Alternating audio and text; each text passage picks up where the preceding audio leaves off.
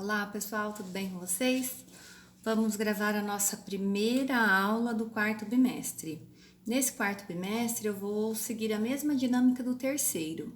Eu gravo a aula com as explicações, disponibilizo slide e questões no formulário. São novamente aí 4 temas, né? 4 capítulos. Então as questões valerão de 0 a 2,5, né? 4 até você aí compor aí o seu 10.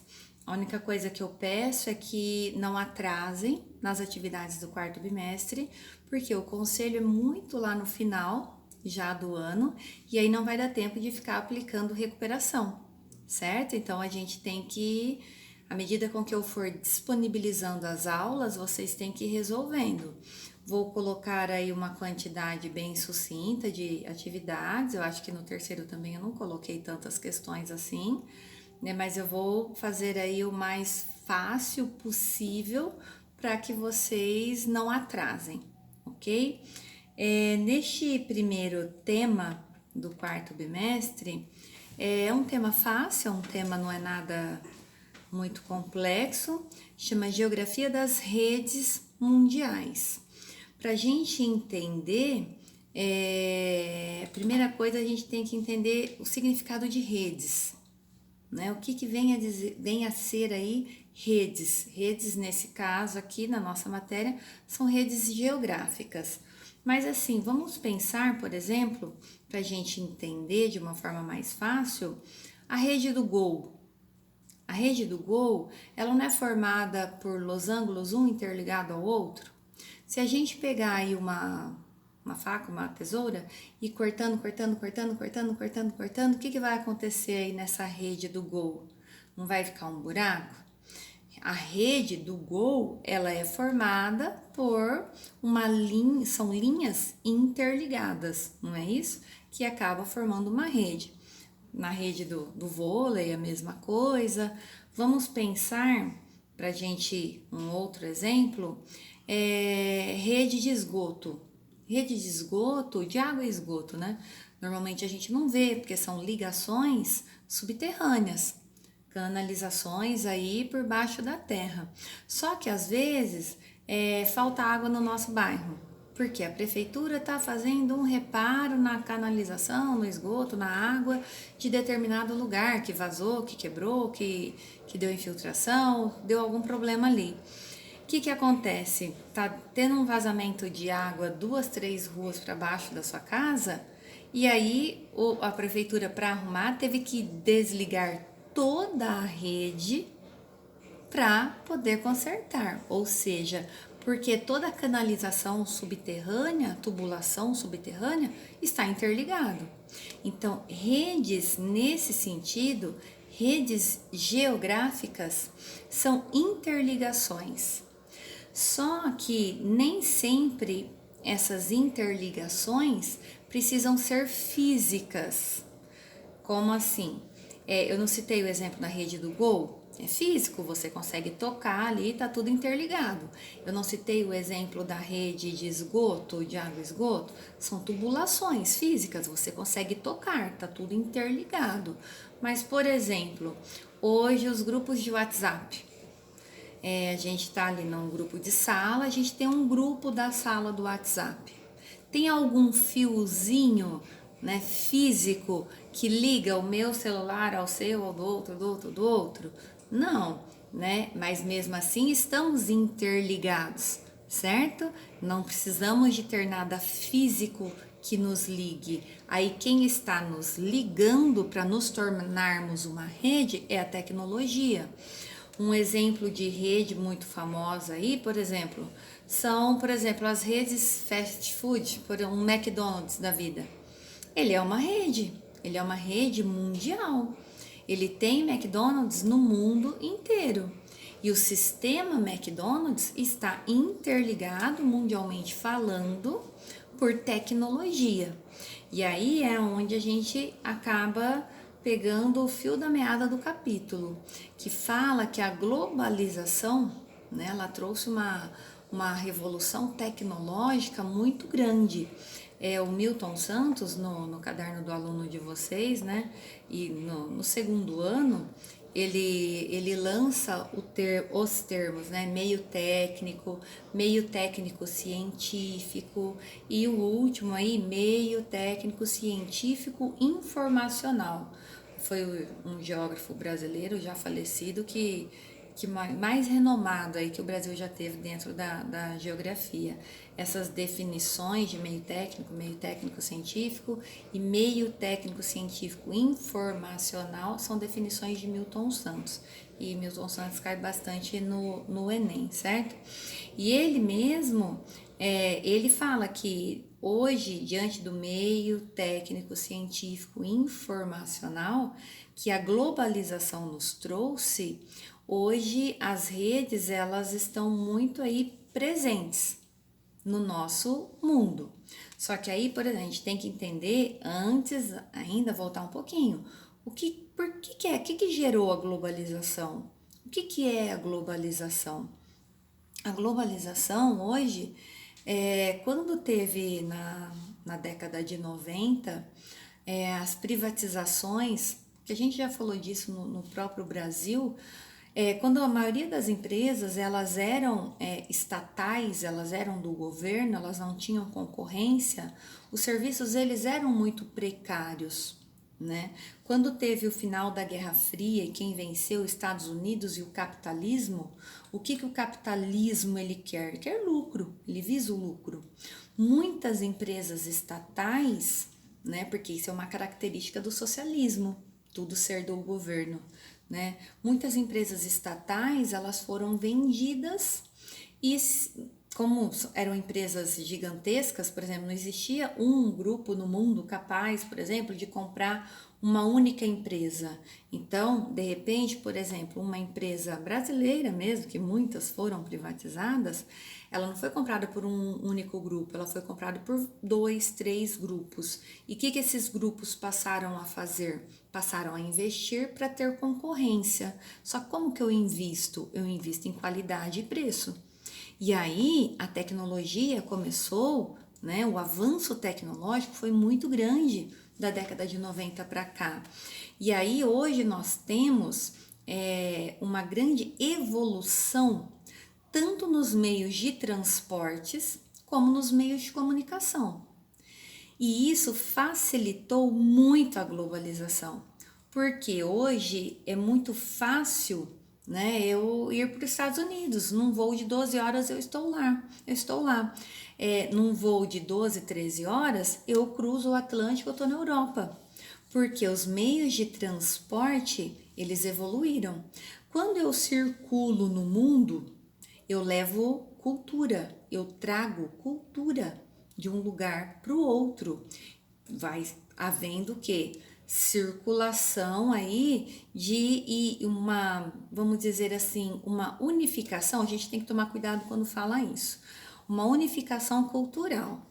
Hoje, qualquer lugar do mundo que você vá, eu não como isso, eu não como aquilo, calma. Qualquer lugar do mundo que você vai encontrar um McDonald's.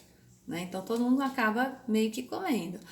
Eu não tenho receio de ir em tal lugar, que roupa que usa. Opa, eu não sei que roupa que usa em tal lugar. Entro na internet, vejo, faço pesquisa daquele país, não vou passar vergonha ali.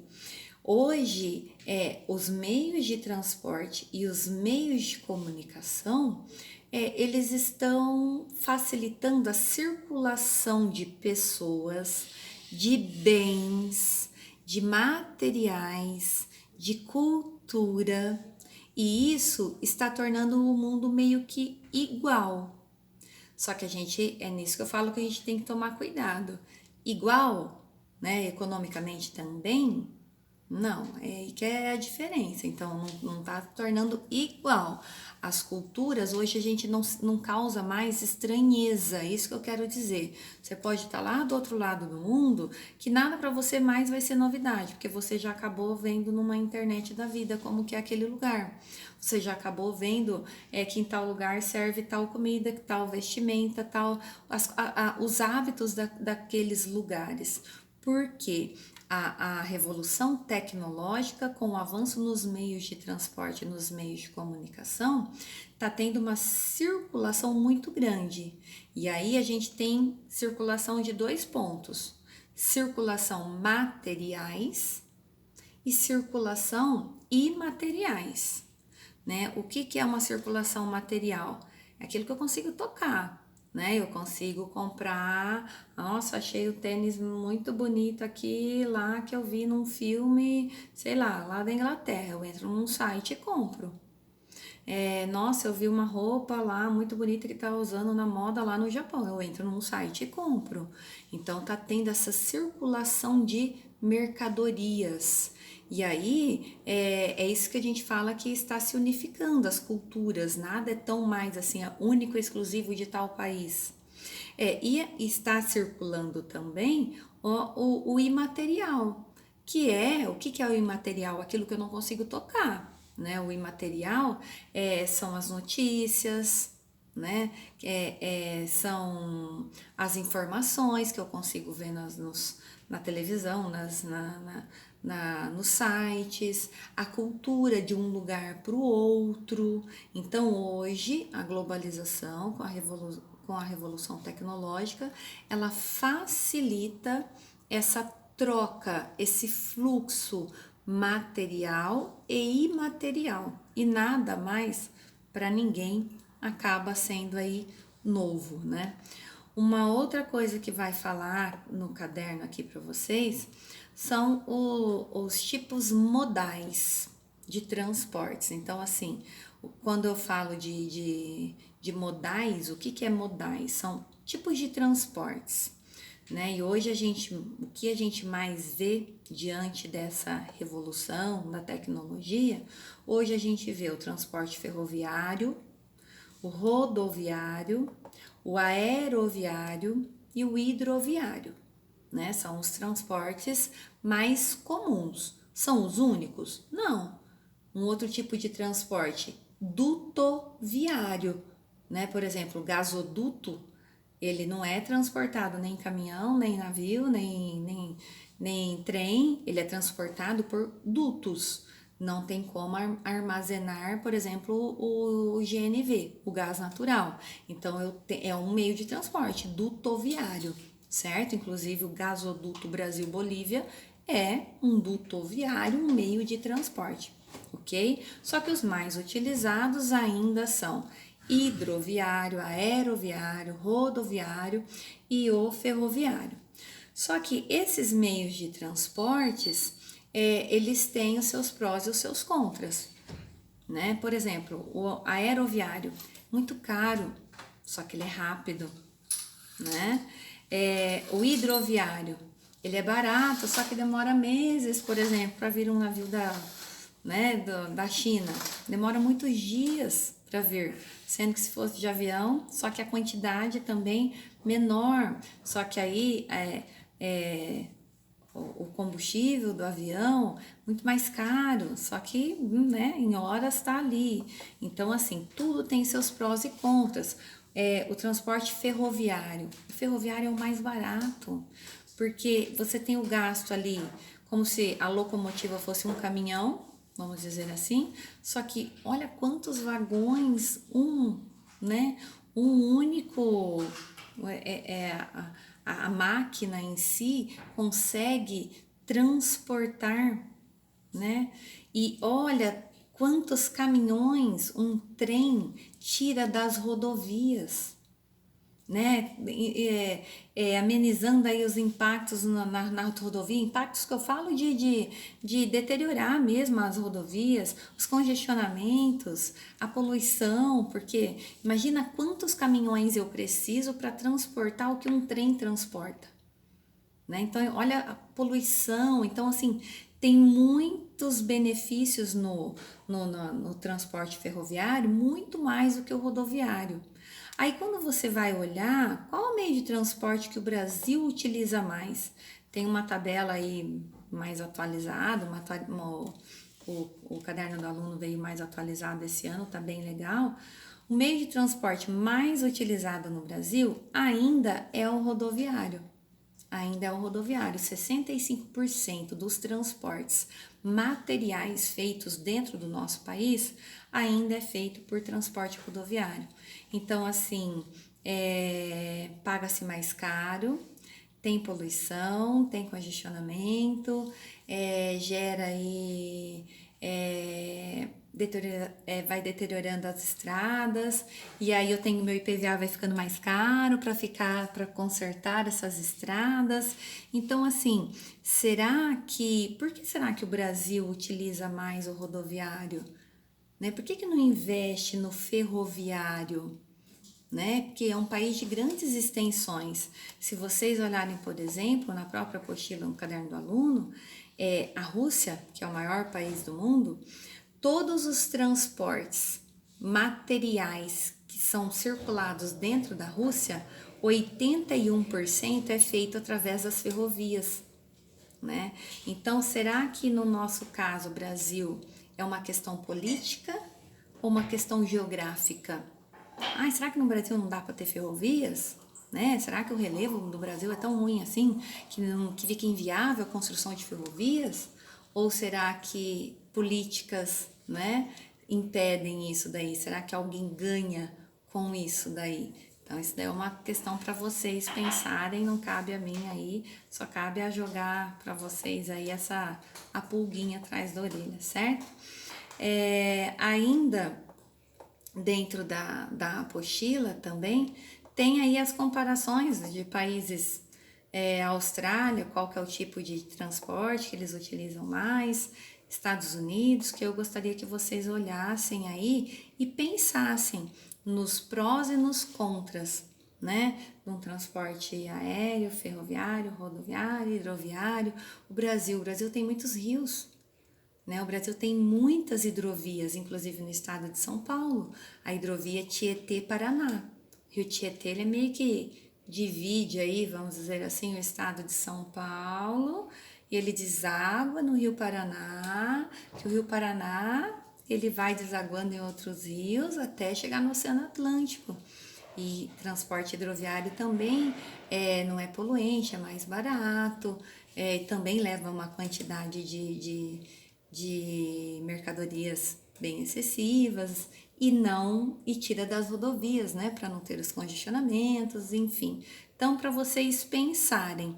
Então, este capítulo fala especificamente disso, das redes mundiais, né, o que vocês entendem por redes. Então, tudo aquilo que está interligado, seja fisicamente ou não, né, ou tecnologicamente, rede, vamos pensar, voltar mais um pouquinho, rede de transportes. Rede de transportes, por exemplo, aqui em Jundiaí, o transporte lá, os amarelinhos, os ônibus. Os ônibus, eles têm uma linha, não tem, a seguir, que acabam levando até os terminais. Então, eles seguem sempre as mesmas linhas.